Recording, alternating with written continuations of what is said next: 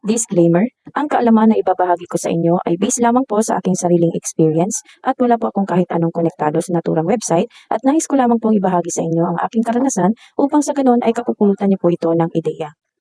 Welcome back to my YouTube channel. Sa video na ito ay ibabahagi ko po sa inyo ang tungkol sa kung paano po kumuha ng digital TIN ID sa BIR online.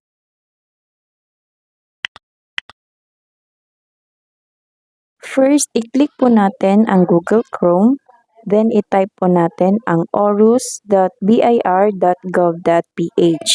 Pindutin mo lang po ito, then mapupunta po tayo sa homepage po ng Online Registration and Update System or ORUS.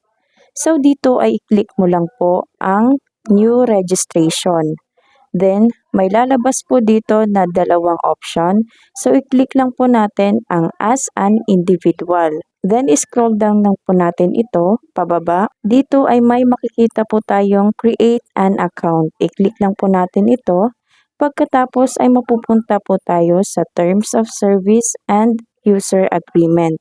So, scroll down mo lang po ito, pababa, hanggang sa may makikita po tayong kulay red na note.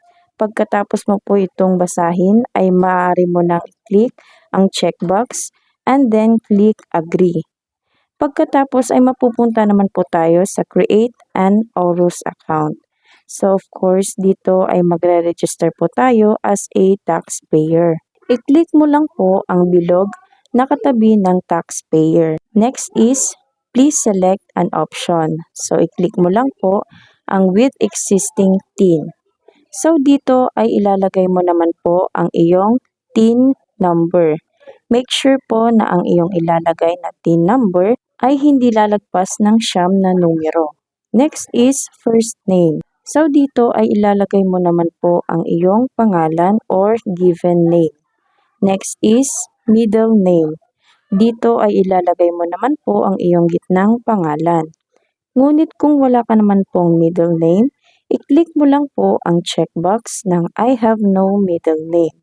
At automatic na matatanggal po dito ang field ng middle name. Next is last name. So dito ay ilalagay mo naman po ang iyong apelyido. Next is suffix. I-click nyo lang po ang arrow dito sa side na ito and then i-click mo lang po dito kung ikaw po ba ay junior, senior, second, third, fourth, at iba't pa.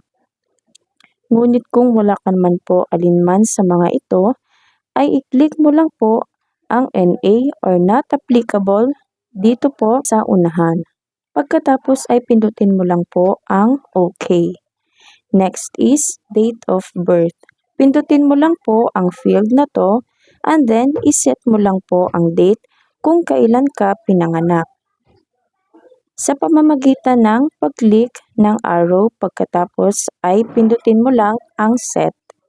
Next is civil status. Pindutin mo lang po ang arrow sa side na to.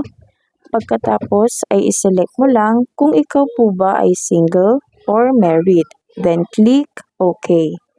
Next is gender. Pindutin mo lang po ang arrow sa side na ito and then i-click mo lang ang female kung ikaw po ba ay babae at male naman kung ikaw ay lalaki. Pagkatapos ay pindutin mo lang ang OK. Next is email. I-enter mo naman po dito ang iyong Gmail account. Make sure po na ang ilalagay nyong Gmail account ay active dahil magsisend po sila sa inyo ng email. At make sure din po na ang gagamitin mong Gmail ay siya rin pong nakarecord sa inyong account sa BIR. Next is password. Make sure din po na ang ilalagay nyong password ay 12 na magkakaibang characters. At dito naman po sa confirm password ay same lang din po ang iyong ilalagay.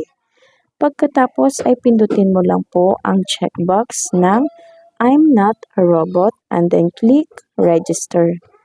That's all for today's video. Sana po ay meron po kayong natutunan sa pamamagitan lamang po ng video na ito. So kung bago ka pa lamang po sa channel ko, gumagawa po ako ng mga video tutorial tulad nito.